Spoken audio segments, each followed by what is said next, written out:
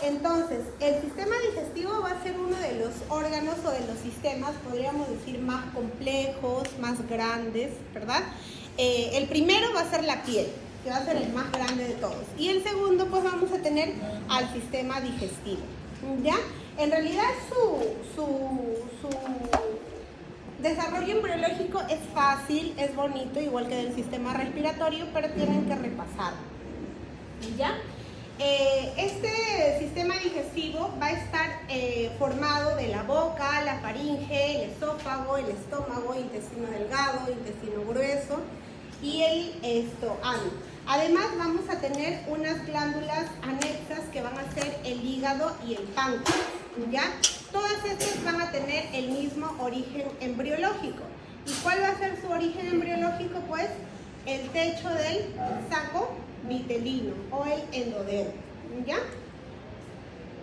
Este sistema digestivo, como ya les dije, va a empezar su desarrollo en la 4ª semana, ¿ya? Y toda la morfogénesis va a terminar hacia la 10ª semana.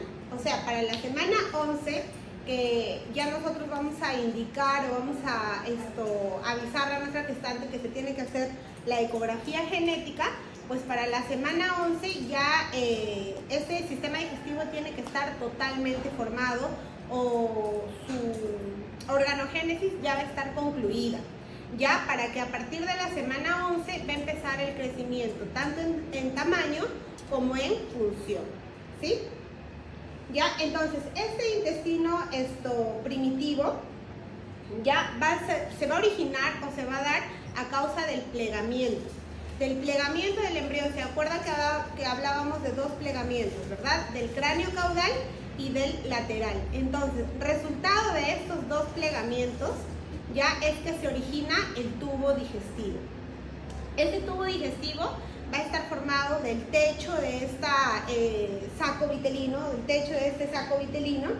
ya, y va a estar incluido dentro del cuerpo del embrión.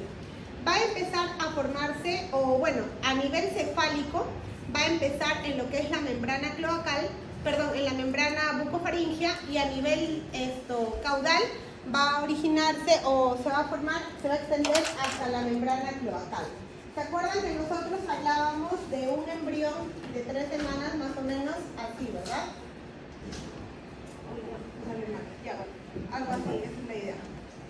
Algo así.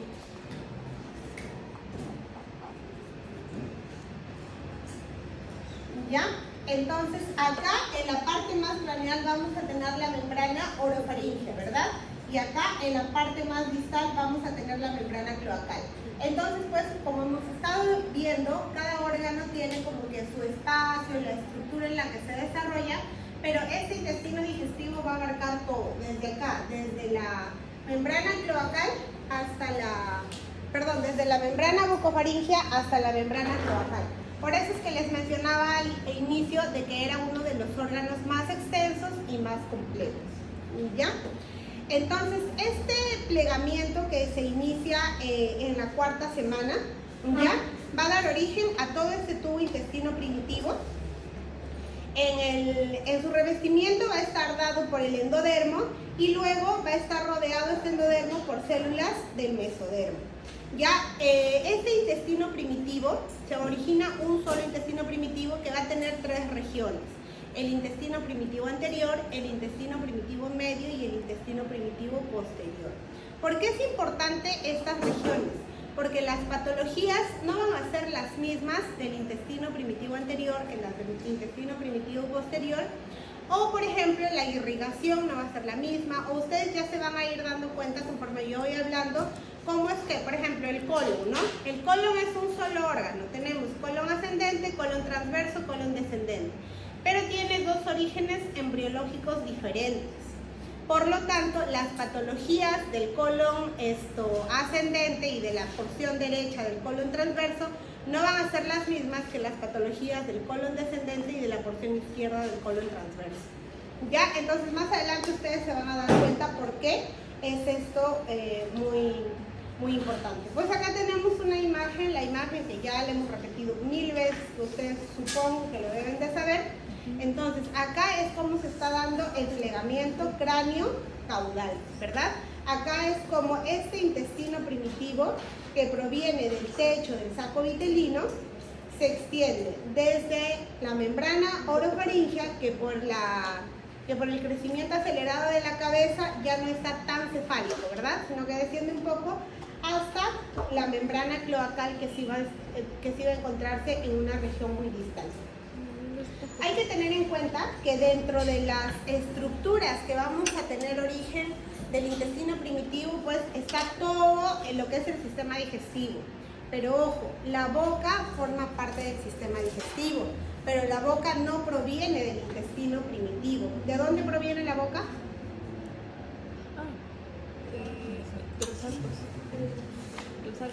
De los arcos faringeos, ¿no? Primero se forma el estomodeo y después del estomodeo empiezan las prominencias, la prominencia maxilar, mandibular forma la boca. De los arcos faringeos, primer arco faríngeo forma el tercio anterior de la lengua, el segundo, tercer y cuarto arco faríngeo forman la raíz de la lengua, ¿cierto? Entonces, la boca no proviene del intestino primitivo anterior. ¿Ya? Entonces, el intestino primitivo anterior va a originar lo que es la faringe, el esófago, el esbozo laringotraqueal, que ya eso de acá lo vimos en respiratorio, ¿verdad? ¿Se acuerdan? Que vimos que el esbozo laringotraqueal o el divertículo laringotraqueal nacía del intestino primitivo anterior, ¿verdad? ¿Se acuerdan o no? Ya. Entonces además proviene el estómago, la primera porción del duodeno, y la parte craneal de la segunda porción del duodeno, el hígado, la vesícula biliar y el páncreas. O sea, las glándulas anexas van a provenir del intestino primitivo anterior, ¿ya? En el intestino primitivo medio, pues tenemos la parte caudal de la segunda porción del duodeno, tenemos la tercera y cuarta porción del duodeno, todo lo que es el intestino delgado, yeyuno e ilion. Y vamos a tener el colon ascendente y la mitad derecha del colon transverso. Era lo que les decía. ¿Ya? Y del intestino primitivo posterior vamos a tener el tercio distal o izquierdo del colon transverso, el colon sigmoides y el canal anal. ¿Ya? O el conducto anal. Pero solamente va a ser el tercio interno y el tercio medio del conducto anal. No todo el ano proviene del intestino primitivo posterior. Entonces, ¿por qué es muy importante separar estas estructuras o por qué es importante conocer cuál es el origen embriológico? ¿Ustedes ya llevaron anatomía del sistema digestivo todavía? ¿Todavía? El próximo ciclo. Entonces, en anatomía ustedes van a ver que no todo el tubo digestivo se irriga por las mismas arterias. Entonces, por ende, no todo el tubo digestivo tiene el mismo origen embrionario. O sea, de acuerdo a su origen embrionario va a ser la irrigación. Entonces, si es que yo me acuerdo, me va a ser más fácil. ¿Por qué? Porque todo el intestino primitivo anterior va a estar irrigado por el tronco celíaco. El intestino primitivo medio por la arteria mesentérica superior y el intestino primitivo inferior por la arteria mesentérica inferior. Entonces, por ejemplo, si es que me da una necrosis o si es que tengo una trombosis de la arteria mesentérica superior, el colon descendente no le va a pasar nada, ¿verdad? Al colon descendente y al sigmoides, al recto, no le va a pasar nada. Al estómago, a la primera porción del duodeno, al hígado, al páncreas, tampoco le va a pasar nada. Entonces, las alteraciones que se van a dar va a ser en la segunda, tercera, cuarta porción del duodeno, en el yeyuno, en el ilion, en el colon ascendente o en la porción derecha del colon transverso. ¿Sí me entienden? Ya. Entonces, para eso es muy importante conocer, porque cada intestino tiene su propia irrigación, ¿ya? Y cada intestino tiene su propio origen embriológico. O sea, al final todo proviene de lo mismo, ¿no? Todo proviene del endodermo, pero según estas divisiones por regiones dan origen a distintas estructuras. Entonces, pues el tubo digestivo se va a desarrollar como un único tubo, ya desde la membrana orofaringea hasta la membrana cloacal, un solo tubo. Ahora, este tubo, ¿qué es lo que va a pasar? ¿Se acuerdan cómo se formaba los tubos en el sistema respiratorio? A ver, ¿quién se acuerda? El tabique, Ya. Pero ¿cómo era la formación de estos tubos?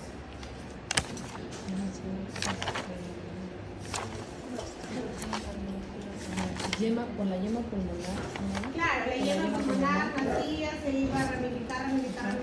Pero lo que ahorita yo quiero que me expliquen es cómo es la formación de un tubo, de las estructuras tubulares. Y yo les dije la vez pasada, lo mismo va a pasar en el sistema esto. ¿Qué pasó? ¿Estás de sueño? Frío. Ah, porque estás de sueño, ve a lavarte la cara, para que no te duele. Ya, entonces, ¿cómo es que se forman las estructuras tubulares? Les dije, cuando hablábamos de respiratorio, les dije, lo mismo va a pasar con el sistema digestivo. A ver, ¿cómo es? Los que han estado atentos a lo que les he dicho, ahorita van a responder.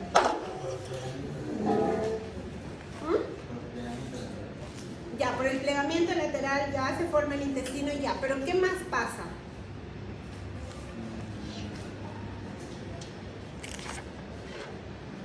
¿Se acuerdan cuando hablábamos de la atresia esofágica con la fístula Traqueosofágica. Ah, había parto, pero... ¿Qué pasaba? Unas se iban para arriba y después otras se iban para abajo. Como unas se iban para arriba y otras se iban para abajo.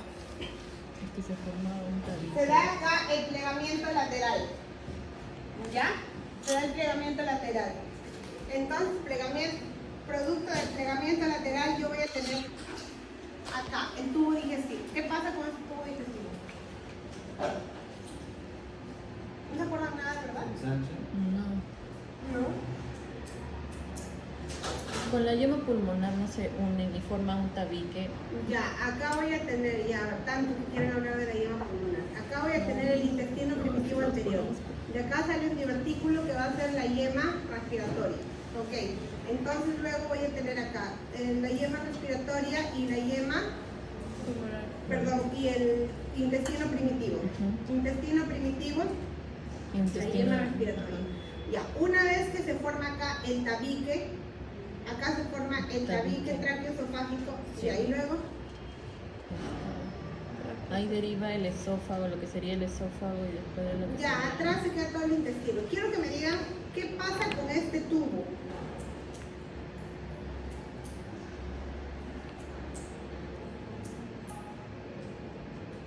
Crecen lateralmente. ¿Cómo?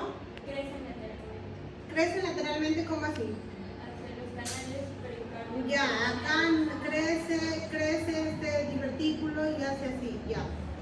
Y de acá va a seguir creciendo, se va a seguir ramificando, ya, etc. Pero quiero, de verdad, o sea, no sé si es que no me dejo entender lo que les estoy preguntando o simplemente ustedes no se acuerdan nada de lo que les he dicho.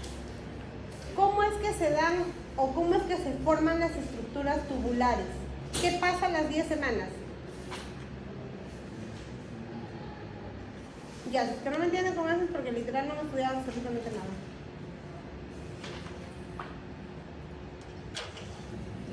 ¿Qué va a pasar acá en la luz del túbulo? Acá adentro. En la luz del tubo. No, eso no.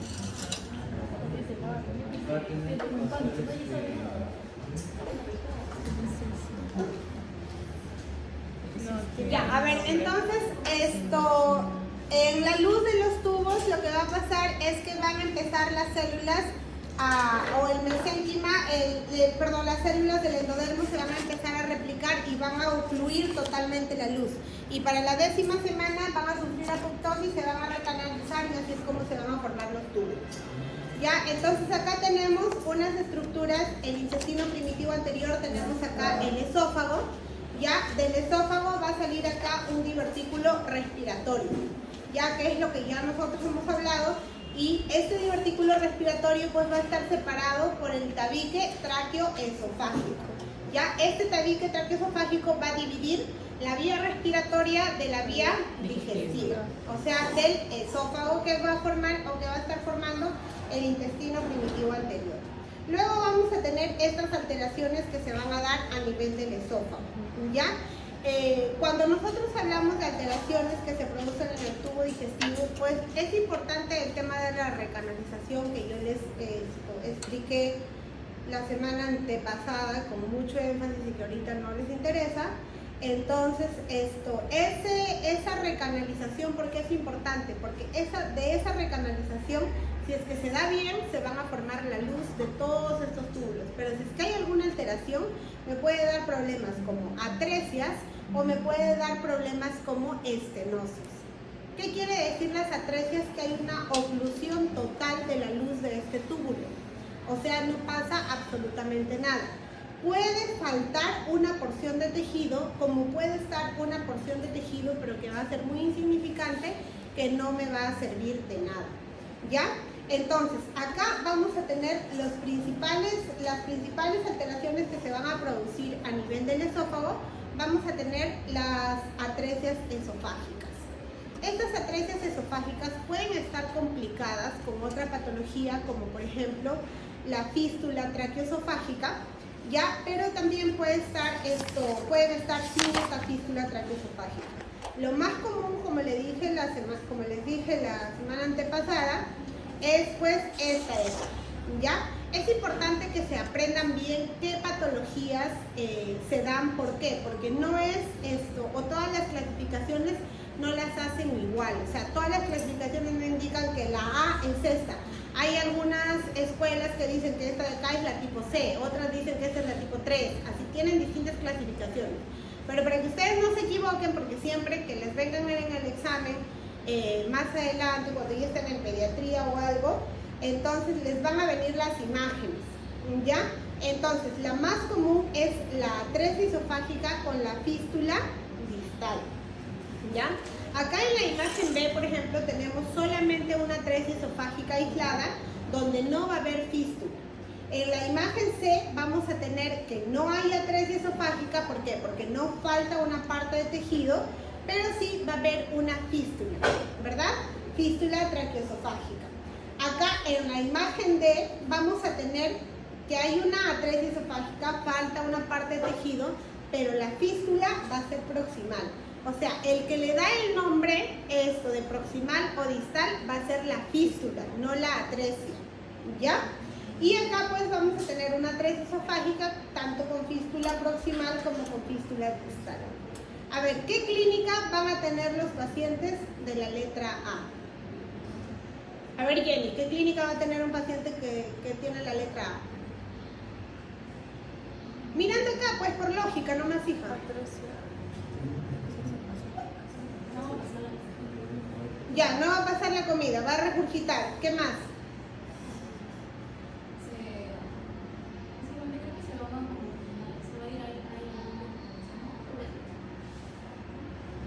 Va a entrar aire al esófago. Ya, y luego, al esófago. Al estómago. Voy a tener aire en la vía digestiva, ¿no? Que también. normalmente no debería de tener. Voy a tener aire en la vía digestiva y pues como acá la fístula, el cabo proximal es como una bolsa ciega, entonces todo lo que va a estar el contenido ahí se va a repetir, ¿verdad? Ya, la clínica de la B, ¿cuál va a ser, María?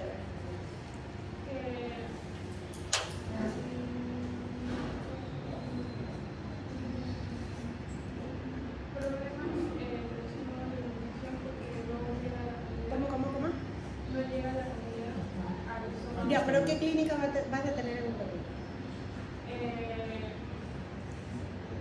La comida que digiere no la Sin Ya, van a fístula. haber vómitos. ¿Cómo es la característica de estos vómitos?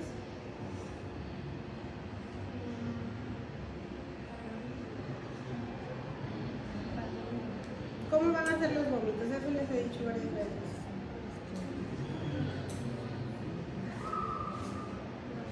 Ariana, ¿cómo van a ser los vómitos?